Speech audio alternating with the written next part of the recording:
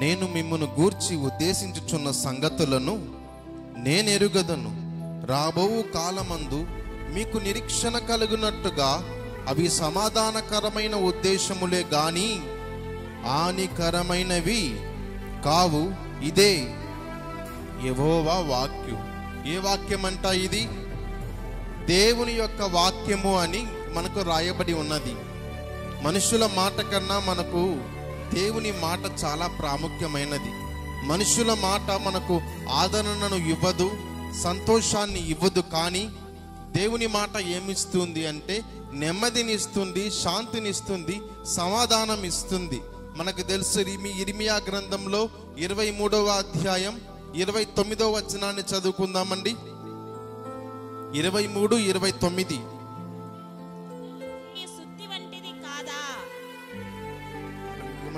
మళ్ళీ చదువుదాం.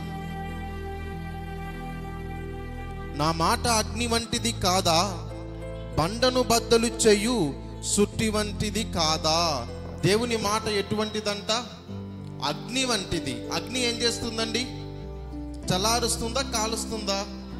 మనుషులలో ఉన్నటువంటి పాపమును తీసివేయుటకు వాక్యము ఉపయోగపడుతుంది. అదే విధంగా వాక్యం ఏం చేస్తుంది అంటే మనలను చురుకైన వ్యక్తులుగా మారుస్తుంది. అయితే ఈ దినాన మనం గమనించవలసినటువంటి మూల వాక్యం ఏంటి అంటే ఇర్మియా గ్రంథం 29వ అధ్యాయం 11వ వచనంలో నేను మిమ్మల్ని గూర్చి ఉద్దేశించుచున్న సంగతులను నేనెరుగదను. మనలను సృష్టించిన మన కన్న తండ్రి సెలవిస్తున్న మాట. ఇక్కడ మనం అందరం ఉన్నాం కదా, మనందరి గురించి భవిష్యత్తులో ఏదైతే దేవుడు కలిగి ఉన్నాడో అవన్నీ కూడా నాకు తెలుసు అని దేవుడు సెలవిస్తున్నాడు. ఆయన దూరస్తుడు కాదు గాని ఆయన దగ్గరగా ఉన్న దేవుడు. మనం రాబోవు కాలమందు జరిగే సంగతులు అవి సమాధానకరమైన ఉద్దేశములే గాని ఏవి కావంట? అందరం చెప్దాం, హానికరమైనవి కానే కావు. ఇది ఎవరు సెలవిస్తున్నారు? దేవుని వాక్యము, యెహోవా వాక్యం ఈ విధంగా సెలవిస్తా ఉన్నది. ఇవి హానికరమైనవి కావు. రాబోయే దినములు అవి సమాధానకరమైన దినములే, ఉద్దేశములే, సంగతులే. ఈ వాక్యమును విశ్వసించు ప్రతి వారికి జరుగుతున్నాయి. నమ్మిన వారు ఆమేనని చెప్దాం. ఇక్కడున్న ప్రతి ఒక్కరి ఎడల దేవునికి ఒక ప్రణాళిక ఉంది. ఆ ప్రణాళిక ఏంటి అంటే మనం గమనించినట్లయితే అందరి ఎడల ఒక ప్రణాళిక కాదు. అందరూ మారుమనసు రక్షణ బాప్తిసం పొందుకోవాలని దేవుని చిత్తం. ఆ చిత్తాన్ని, ఆ యొక్క మాటను కాదు నేను మాట్లాడేది. ఒక్కొక్కరి ఎడల ఒక్కొక్క ప్రణాళిక దేవునికి ఉంది. అబ్రహాము ఎడల అన్యుడిగా ఉన్న వ్యక్తిని దేవుని ప్రజలుగా మార్చుటకు అబ్రహాము మార్చబడ్డాడు. నోవాహు గురించి మనకు తెలుసండి. నోవాహు ఏం కట్టాడు? ఓడను కట్టాడు. ఆ ఓడను తయారు చేయుటకు దేవుడు ఎన్నుకున్నటువంటి వ్యక్తి నోవాహు. అందరికి తాత నోవాహు తాతగారు. లోకంలో అందరికి మామ ఎవరంటే చందమామ అంటారు. అయితే బైబిల్లో అందరికి తాత ఎవరంటే నోవాహు తాతగారు. పాపం నోవాహు గారు తాతగారు ఏం చేశారంటే, దేవుడు అయ్యా నోవాహు నువ్వు ఒక ఓడను సిద్ధపరచు, ఈ విధంగా ఎత్తు ఉండాలి, ఇంత పొడుగు ఉండాలి, ఇంత వెడల్పు ఉండాలి అంటే సరే ప్రభువా అని ఓడను సిద్ధపరిచాడు. ఓడను సిద్ధపరచడం ఎవరి పని? నోవాహు పని. సరే నోవాహు ఆ యొక్క ఓడను సిద్ధపరిచి అంతా రెడీగా చేసిన తరువాత దేవుడు ఏమన్నాడంటే, ఆ ఓడను సిద్ధపరిచేటప్పుడు నోవాహు విచిత్రముగా సముద్రము దగ్గర కాదు గాని తన ఇంటి దగ్గర పని చేయుచున్నాడు. కొన్ని మానులు చెక్కలు తెచ్చి ఓడను తయారు చేస్తూ ఉంటే ఇరుగు పొరుగు బంధువులందరూ వచ్చారు. ఎందుకు రారండి? ఒక చిన్న సౌండ్ వస్తానే. లేదంటే అనుకుందాం మన ఇంటి దగ్గర ఒక మ్యారేజో బర్త్డేనో ఉందనుకోండి, షామియానా వేస్తున్నారనుకోండి, ఇరుగు పొరుగు వారు ఏమంటారు? ఏంటి విశేషం, ఏంటి సంబరంగా ఉన్నారే, ఏంటి డెకరేషన్ చేస్తున్నారే అంటే అంటాము మా అబ్బాయి బర్త్డే అండి, మా అమ్మాయి మ్యారేజ్ అండి, ఈ విధంగా జరుగుతుందండి, మీరు రండి అంటాం. నోవాహు ఆ యొక్క ఓడను సిద్ధపరిచేటప్పుడు చుట్టూ జనం వచ్చి ఏంది ఇంత పెద్ద మానులు తెచ్చావు, ఏం చేస్తున్నావు అంటే దేవుడు దర్శనం ఇచ్చాడు, దేవుడు మాట్లాడాడు. ఏమని? ఒక ఓడను సిద్ధపరచమన్నాడు. సరే, సిద్ధపరుస్తున్నావు, ఎందుకు? ఎక్కడో సముద్రం దగ్గర సిద్ధపరచవచ్చు కదా.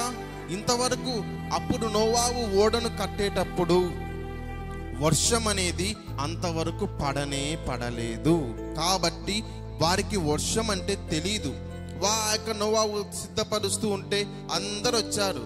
ఈ నోవాహుకి జ్ఞానం లేదేమో, నీళ్ళ దగ్గరన్న ఓడను తయారు చేస్తే దొబ్బితే నీళ్ళలోకి పోతుంది, ఇంటి దగ్గరికి నీళ్ళు ఎట్లా వస్తాయని అందరూ ప్రశ్న. నోవాహు ఏమంటున్నాడు? అయ్యా, రాబోయే దినములలో జల ప్రళయం రాబోతా ఉంది, కాబట్టి దేవుడు సిద్ధపరచమన్నాడయ్యా, అందుకోసం చేస్తున్నాను. మీరు మారు మనసు రక్షణ పొందండి, దేవుని నమ్ముకోండి, పాపాన్ని విడిచిపెట్టండి అని చెప్తుంటే ఆ మనుషులు పట్టించుకోలేదు. అయితే దేవుడు నోవాహు ఎడల ఒక ప్రణాళిక, ఓడను సిద్ధపరచు అని. అబ్రహాము ఎడల అన్య జనాంగము నుండి ఆ వ్యక్తి రక్షింపబడి విశ్వాసులకు తండ్రిగా మార్చబడుటకు అబ్రహాము యొక్క దర్శనం, అబ్రహామును దేవుడు పిలుచుకున్నాడు. యెహోషువ ఎడల ఏంటి ప్రణాళిక అంటే, యెహోషువ మోషే ఇశ్రాయేలు ప్రజలను నడిపించుటకు మొట్టమొదటిగా దేవుడు మోషేని అనుకున్నాడు. తర్వాత యెహోషువ పాలు తేనెలు ప్రవహించే కానాను దేశానికి తీసుకెళ్ళాడు. ఒక మాటలో చెప్పాలి అంటే, ఒకానొక సమయంలో నా జీవితంలో జరిగిన సంఘటన. బైబిల్ కాలేజ్ చదివేటప్పుడు ఒక వ్యక్తి, నా యొక్క ఫ్రెండ్ క్లాస్మేట్ ఉన్నాడు. ఆ వ్యక్తి పాట పాడుటకు అవకాశం వచ్చింది. ఇలాగా ఒక స్టేజ్ మీద మైక్ తీసుకొని చక్కగా పాట పాడాడు. చాలా మధురంగా ఉంది, బాగా పాట పాడాడు. స్టేజ్ దిగి వచ్చాడు. అయితే నేను వెళ్ళి ఒక మాట చెప్పాను, నీవు బాగా పాట పాడావు, కానీ నీవు నీ స్వరంతో పాడకుండా క్రైస్తవ తెలుగు సాంగ్స్లలో ఒక వ్యక్తి, ఒక మంచి దైవజనుడు చాలా పాటలు రాశారు. ఆయన స్వరాన్ని కాపీకొట్టి ఆయన స్వరం తగ్గట్టే పాడాడు. అంటే ఆయన స్వరమే వస్తుంది, ఈయన స్వరం రాదు. ఆయన స్వరం ఏ విధంగా వస్తుందో మొత్తం అదే దింపేశాడు. తన స్వరము పక్కన పెట్టి వేరొక స్వరముతో పాట పాడాడు. అలా పాట పాడాడు. నేను చెప్పాను, నీకంటూ ఒక స్వరం ఉంది, నీకంటూ ఒక టాలెంట్ ఉంది, నీకంటూ ఒక దర్శనం ఉంది, నీకంటూ ఒక ప్రణాళిక దేవుడి ఎడల ఉంది. నీవు ఆ వ్యక్తి గొప్ప సింగర్ అని, ఆ వ్యక్తి గొప్ప వ్యక్తి అని, గొప్ప పేరుందని ఆ వ్యక్తిని కాపీ కొట్టడం ఏంటి అంటే, అలా కాపీ కొడితే దేవుడు నీకిచ్చిన టాలెంట్, నీకిచ్చిన దర్శనం నువ్వు విడిచి పక్కన పెట్టి ఆ పక్క వ్యక్తిని కాపీ కొట్టి కాపీ పేస్ట్ చేస్తున్నావు. కానీ నీకిచ్చినది నీవు తెలుసుకోనలేకపోతున్నాం.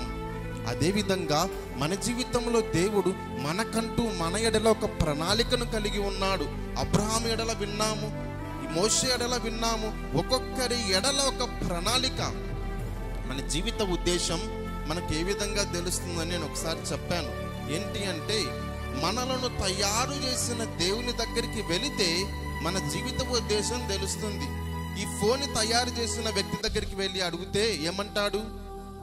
ఈ ఫోన్ ఎట్లా వాడాలి, ఏ విధంగా ఉపయోగించాలో చెప్తారు.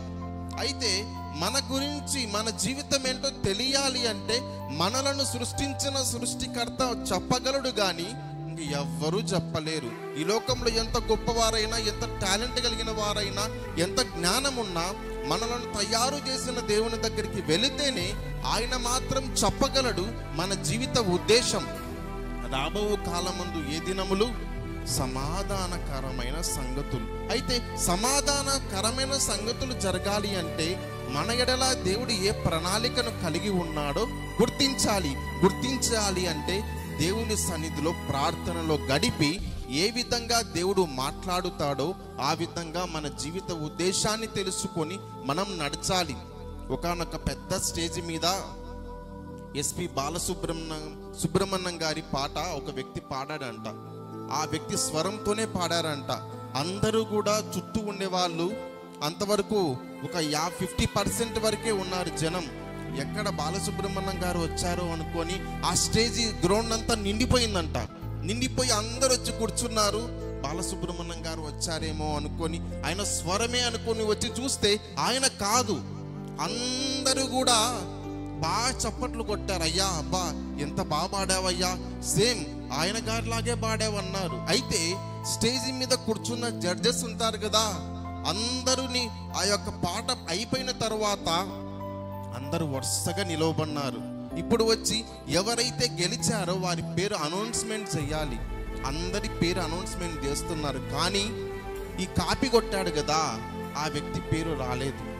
ప్రజలందరూ కేకలేస్తున్నారు, లేదు ఆ వ్యక్తినే ఎన్నుకోండి, ఆ వ్యక్తి బాగా పాడాడు అన్నారు. కానీ టాలెంట్ ఉంది, అది కాపీ టాలెంట్. ఆయనకంటూ ఒక స్వరం ఉంది, ఆయనకంటూ ఒక మధురమైనటువంటి ఆ యొక్క స్వరం ఉంది, దాన్ని ఉపయోగించాలని చెప్పి నీవు దీనిలో ఓడిపోయావని చెప్పారు.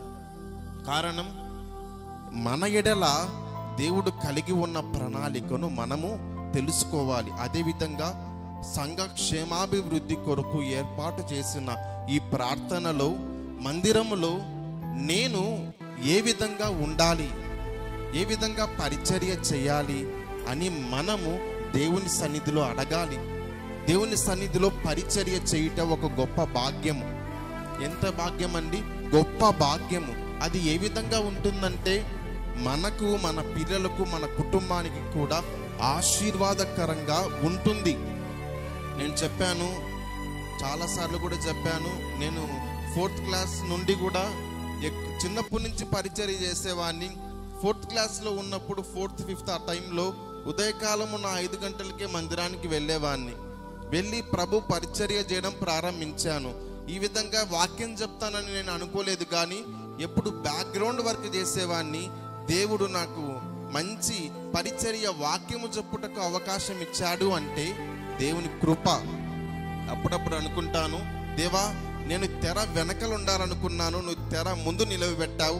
ఏది ఏమైనా నీకే మహిమ, నీకే ఘనత, నీకే ప్రభావం అని నేను దేవుని స్తుతులు చెల్లిస్తూ ఉంటాను. అయితే నేను ప్రభు పరిచర్య చేయాలి అని దేవుని ఉద్దేశం కాబట్టి, దేవుని సన్నిధిలో సమయము గడిపాను కాబట్టి, నేను ఏ విధంగా నా జీవితమును ముందుకు నడిపించాలో ఆయన చెప్పాడు, నేను చేస్తున్నాను. నేనేమనుకున్నా, బ్యాక్గ్రౌండ్ వర్క్ చేద్దాం, పరిచర్య చేద్దాం అనుకున్నా. ఈ విధమైనటువంటి సంఘ కాపరి పరిచర్యను దేవుడిచ్చాడు. ఇక్కడ ఉన్న మన అందరం గమనించాలి, లైవ్లో వింటున్న వారు గమనించాలి. మన ఎడల దేవుని ప్రణాళిక ఏంటో తెలుసుకుంటే అప్పుడు చదువుదాము. ఇర్మియా గ్రంథం 29వ అధ్యాయం 11వ వచనములో, నేను మిమ్మల్ని గూర్చి ఉద్దేశించుచున్న సంగతులను నేనెరుగదను, రాబో కాలమందు మీకు నిరీక్షణ కలుగునట్టుగా అవి సమాధానకరమైన ఉద్దేశములే గాని హానికరమైనవి కావు. ఇదే యెహోవా వాక్కు. సమాధానకరమైన సంగతులు రావాలి అంటే దేవుడు మన ఎడల కలిగి ఉన్న ఉద్దేశము తెలుసుకుంటే అన్నీ సమాధానకరమైన జీవితము సంతోషంగా మనకుంటుంది.